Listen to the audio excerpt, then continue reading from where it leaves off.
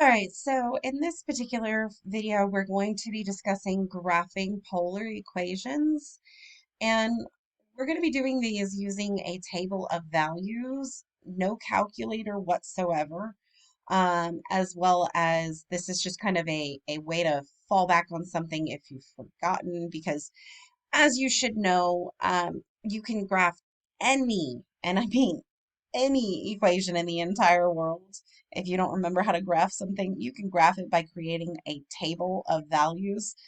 And traditionally, it's an XY table of values because you're writing something on a Cartesian coordinate plane. In this particular case, we're not doing it on a Cartesian coordinate grid. Instead, we're doing this on a polar plane. And so when I'm doing something in polar, I need to remember that that gives me values of r and theta as my x and y. So this would be my x and this would be my y for my table. Instead, I'm just going to use theta for my x and r for my y. And so if this is the equation that I'm given, r equals 2 plus 2 cosine theta, and I need to graph that, let's pretend that I don't remember the ways that we've taught you alternatively, which will come in videos after this, on how to do this without a calculator and without a table. In this case, I'm just going to go ahead and go 2 plus 2 cosine, and theta in this case is 0. So I have 0 right here. Now, that's not 0 as in the number 0. I'm not doing cosine times 0. I'm doing cosine at 0 radians. So what is cosine at 0 radians? Well, it's 1. So that gets me 2 plus 2 times 1, so that's just 4. So my r there is 4. Let's go ahead and let's plot that. So that means that at 0 radians, I'm going to go out 4r. So here's 1, here's 2, here's 3, here's 4, right here. So at 0 radians, I'm there at 4. Okay, now let's go ahead and try and do our next one. So my next one says pi over 6. So if I do 2 plus 2 cosine pi over 6, okay? Cosine at pi over 6 is going to be square root 3 over 2. So now I have 2 plus 2 times the square root of 3 over 2. Well, now I've got to simplify that down. The 2 and 2 there cancel, so I'm left with 2 plus the square root of 3. Now, I'm looking for an r value so that I can plot that on my grid here on the angle at pi over 6.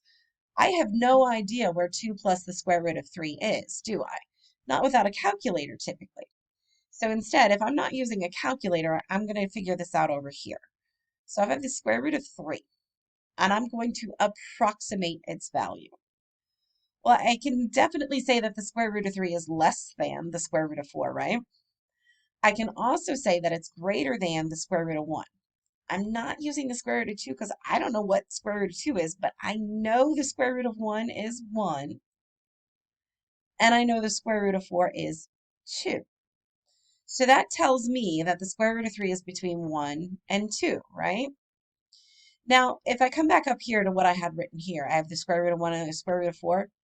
Which one is square root 3 going to be closer to? It's going to be closer to this square root 4, isn't it?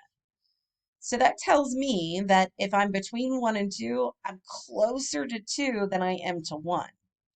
So we're going to go ahead and we're going to say the square root of 3. Let's call that 1.7. 1.7 is closer to 2 than it is to 1, and it's between 1 and 2.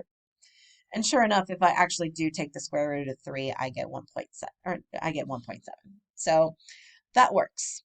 So what I do is I come down here and I have 2 plus 1.7. So that gets me 3.7, right? So I'm going to go ahead and put that here. I'm going to do this in red over here because I'm going to plot everything in my quadrants over here based on where they should be. So if I have pi over 6 and 3.7, where am I going to mark that out on here? Well, I'm going to go to pi over 6 and I'm going to go out 3.7. So I'm going to go 1, 2, 3.7. Now, if you notice, I'm approximating that, right? I said that that was approximately 1.7, even though I did know it was actually that. What if you said it was 1.5? Well, if I'm plotting that here, is it really distinguishable where 3.5 is versus 3.7? Not really, no. It's all an approximation, okay? All right, so now I'm going to do my next one. That would be pi over 4. So if I do pi over 4, I'm doing 2 plus 2 cosine pi over 4. So that gets me 2 plus 2. Cosine at pi over 4 is the square root of 2 over 2. So much like this one up here, the 2's canceled out. The 2's cancel out here as well. So I'm left with 2 plus the square root of 2. But just like before, I don't know where the square root of 2 is. So let's try. Let's see. We're going to follow the same rules that I just did here. I have the square root of 2 now. I know that the square root of 2 is less than the square root of 4. I know it's greater than the square root of 1. And I know that the square root of 1 is 1. And I know that the square root of 4 is 2. So just like this one here, I know it's between 1 and 2. I just don't know what exactly it is. Well, square root 2 is closer to 1 because 2 is closer to 1 than 2 is to 4, right? So I'm going to be between 1 and 2, but closer to 1. Well, let's go ahead and let's call it 1.4. Okay? So if I come over here and do this here, I'm going to say 2 plus 1.4. And that gets me 3.4. So that's what I'm going to put on my table. 3.4. And then I'm going to come over here and I'm going to plot that. So pi over 4, I'm going to go 1, 2, 3.4 out. Yep. Okay. So notice right here, again, it doesn't really matter where I'm putting that as long as I'm kind of getting the right approximate shape. And you'll start to figure out, oh, I went a little too far out or I needed to go a little further in as you start kind of drawing these more and more and recognizing the shapes. I'm going to go ahead and I'm going to pause the video on my end and I'm going to fill in the table and I'm going to go ahead and plot all of my points on my polar grid. I think it would be in your best interest for you to also pause, follow along on your own, trying it on your own and seeing if you can approximate the values correctly all the way around. All right, so you can see I've gone ahead and I've filled in the table. And I also plotted all the points over here on the polar grid. They're a little bit hard to see because they're light colored and it's white background. So let's zoom in a little bit. So this is what I've got. If I was to go ahead and take this graph that I have right here and I was to go ahead and connect the dots, the way that I would do this is I would start at 0 radians and I would go around counterclockwise following my angle measures. So I would take this and I would go like this and around like this. And you can see right now it makes like a little bit of a heart shape. Some people will call it a bean shape, or a heart. And that's what I have. Okay. Now this right here is called a limison, or a cardioid. And I get that shape quite often. And we will talk about it later in terms of when you're getting a shape like that and what it looks like. This is what you have. Okay, and this one right here, I'm going to have a rose curve for this. And let's go ahead and see what that's going to look like. So if I was to do this, I have 4 sine 2 theta. So if that's what I have, I'm going to go ahead and start plugging in my theta values and getting my r values. So that means I have 4 sine 2 times theta, so that means I have 2 times 0 radians. So that gets me 0 radians, right? So I have 4 sine 0. What is sine at 0? it's 0. So I have 4 times 0, so that's just 0. So my r here is 0. Remember, if you're plotting r as a 0, it's right there in the center of what you're going to have. All right. Now, if I do pi over 6, let's see what we get. So that means I'm going to have 4 sine 2 times pi over 6. Well, 2 times pi over 6 gets me pi over 3. So what is sine at pi over 3? Sine at pi over 3 is the square root of 3 over 2. So here, I'm going to have 4 times the square root of 3 over 2. Well, 4 root 3 over 2, that's going to reduce down and get me 2 square root 3. Now, just like on the previous problem, I don't really know what square root 3 is and multiplying it by 2. I figured out square root 3 was 1.7, and so I can do 2 times 1.7. But I know from my years of teaching that a lot of people are going to make mistakes trying to do multiplication involving a decimal. So instead, what I'm going to suggest you do is this. So I have 2 square root 3. What I'm going to do is I'm going to turn this into my rule that I have that says if I have a square root of some number and I multiply it by the square root of another number, that's no different than having a times b. I have both of those numbers multiplied in the denominator. So what I'm going to do here is instead of writing this as 2, I'm going to square it and write it as the square root of 4. Because the square root of 4 is 2. So if I square 2, I get 4. And then I have that times the square root of 3. And now I'm going to follow the little rule like this that says 4 times 3 is 12. So I have the square root of 12. Okay. Now I'm going to treat this square root 12 just like we did up here. And I'm going to go ahead and figure out what that's going to be. So I have the square root of 12. The square root of 12 is less than the square root of 16. And it's greater than the square root of 9. Notice, I'm not using the square root of 11 and the square root of 13, am I? And that's because I don't know what those values are. Those are not exact values. I'm using something that I know is a perfect square, and I can simplify that down. So the square root of 9 is 3, and then the square root of 16 is 4. So I know that the square root of 12 is somewhere in between 3 and 4. The question is just where? Well, the difference between 9 and 12 is just 3, and the difference between 16 and 12 is 4. So it's a little teeny tiny bit closer to this 9 than it is to this 16. Okay?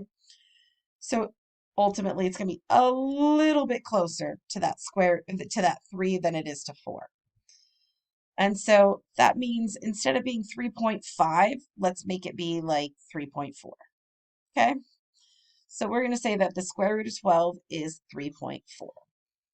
And so I'm going to come over here to my chart that I've got here. And instead of 2 square root 3, I'm going to say 3.4. Okay? So that's what I've got.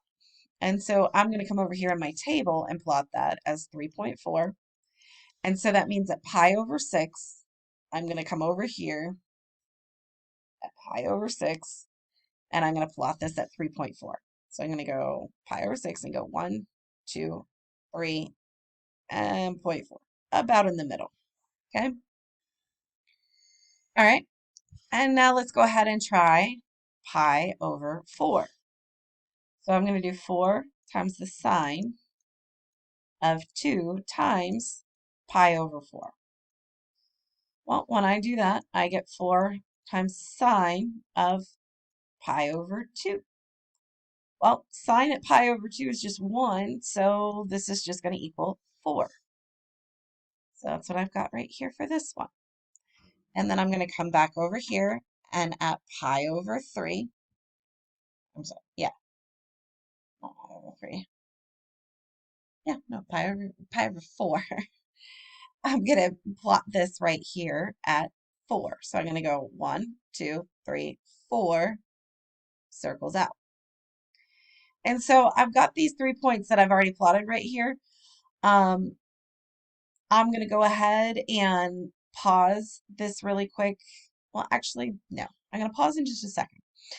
Um, I'm going to go ahead and tell you that if I did pi over 3, and I go ahead and put that in my approximations, what I'm going to end up getting back would be another 3.4. So that's what I'm going to have here. So now I'm going to plot that one right here at pi over 3 as 3.4. And I'm going to go ahead and show you right now. I'm going to have a shape like that, but I'm going to fill out my chart and keep going. Okay. So what I'm going to encourage you to do is go ahead, pause the video, try to figure out all your approximations and fill in the table, and then see if you got it right, because I'm going to pause this. I'm going to fill in the table in my graph, and we're going to see if we get the same thing. Okay, so I went ahead and filled in the whole table and I plotted all of my points. Now, if you notice right here, I've got this quadrant right here, this second quadrant. It's marked as green. And 2 pi over 3, negative 3.4. Notice my second quadrant is not green. My second quadrant is purple. My fourth quadrant, however, is green, and that's because this has a negative R value. So it puts me over in a second, from the second quadrant into the fourth. Likewise, my fourth quadrant here is purple, and those all are angle measures with a negative R value. So instead of being in the fourth quadrant, those put me over here in the second quadrant. Now here's what I'm going to do. I'm going to go ahead and I'm going to draw my graph. But what I'm going to do is I'm going to do this as all one motion, if you will. I'm going to start at my pole, and I'm going to go around following my points, connecting my dots according to my table, going counterclockwise around. So that means I'm going to go out like this. I'm going to come down here, going to go down to these, because remember that was my second quadrant. Going to come here to my third quadrant, and then I'm going to come up here to my fourth quadrant. So, I mean, it's not pretty because of the sketch pad I have to use to draw these, but this is what you get. So this is what a rose curve looks like. A rose curve can have a number of different petals. It just kind of depends upon the equation that you have.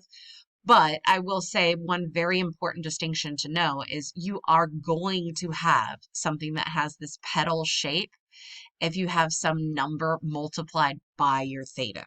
So if you take your angle and you have it multiplied by any number, then you're going to have a rose curve. But yeah, you can have a whole bunch of different petals. I've seen them with 3. I've seen them with 10. You can have a whole bunch. It just kind of depends upon what you have as your equation.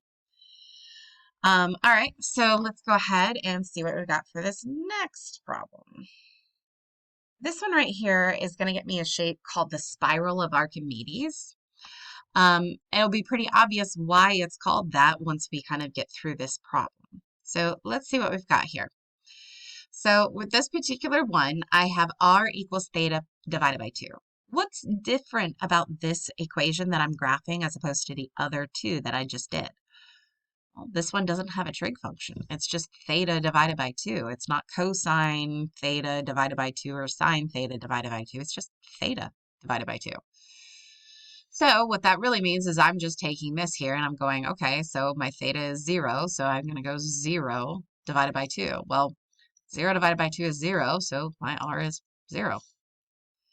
So over here at 0 radians, I'm going to plot a point at 0 for my r.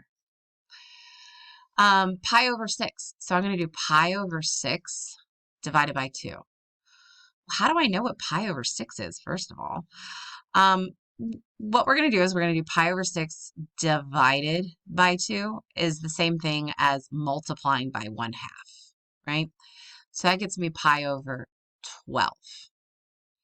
So what I need to do here is to figure out where in the world that is so I can plot that r. That means that at pi over 6, I'm going out pi over 12. That pi over 12 is not an angle measure. You're used to seeing pi related to angles, and in this case, it's not. This is my R value. That's just telling me a length. Remember, pi is no different than just any other number. It's just, well, I shouldn't say no different, but pi is a pretty special number, but it doesn't change the fact that it's no different than if I had 7 over 12, right? It's just a number.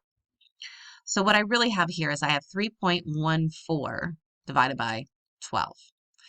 3.14 is very close to 3. And if I did 3 over 12, I get 1/4, which is 0.25. So I'm going to say 3.14 is really close to having 0.25. So let's maybe call it 0.26, which, to be honest, that's pretty much what it is. Pi over 12 is 0.2618. Okay. And so we're going to call it 0.26. So that means this one right here is just 0.26. So that means that pi over 6, I'm going out 0.26. So I'm barely going out. So pi over 6 is right here, so I'm going to go right here. Just a tiny little bit out. Okay. All right, and then I'm going to do pi over 4. Well, pi over 4 means I'm going to do pi over 4 times 1/2. So I get pi over 8. So again, I'm going to do 3.14 divided by 8. Well, 3.14 divided by 9 would be 1/3. So instead, it's just going to be a little less than 0.3. So if I do that, I'm going to say, I should say a little less than that. What I'm going to do here is it's actually going to be a little bit bigger, I should say, than 0.3. It's going to be 0.3. Let's call it 0.4. Okay. And so that's what I'm going to have here at 0.4. So at pi over 4, I'm going out 0.4. Well, again, I'm going to zoom in as far as I can go. And I'm going to go ahead and plot this at pi over 4. And I'm going to go out 0.4. So it's a little bit further than the last one, okay?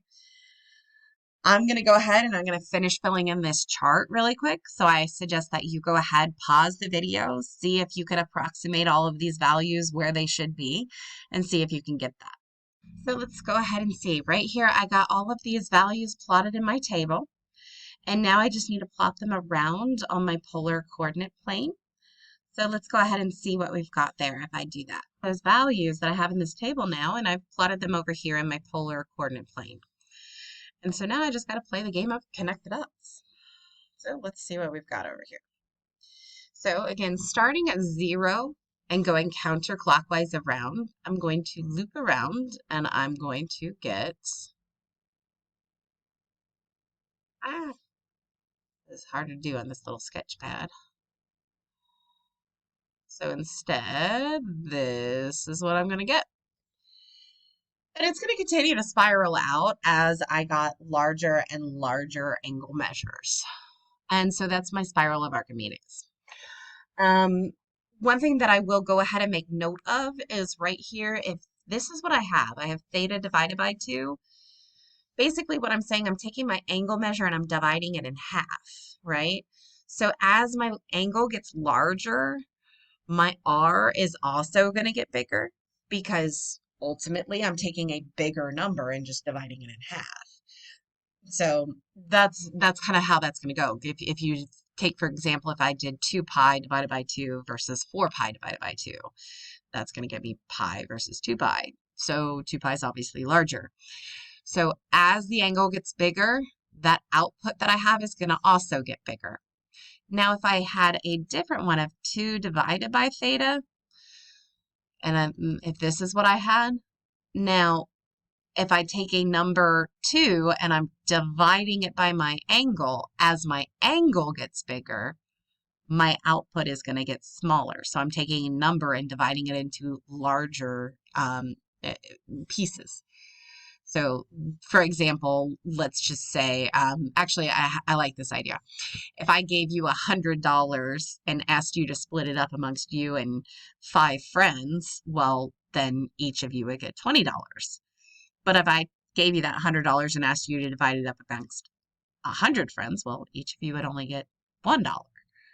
So that means that I'm taking that 100 and dividing it by a larger number, a set number that I had. So that 100 divided by some theta, whatever that number is. As this number gets bigger, then my output gets smaller. Okay. So if that's what I have, then my spiral would actually go the other way. It would actually get smaller. My R value would be getting smaller and smaller. All right. So that'll go ahead and get us through these. And then I'm going to make some videos to do the other way.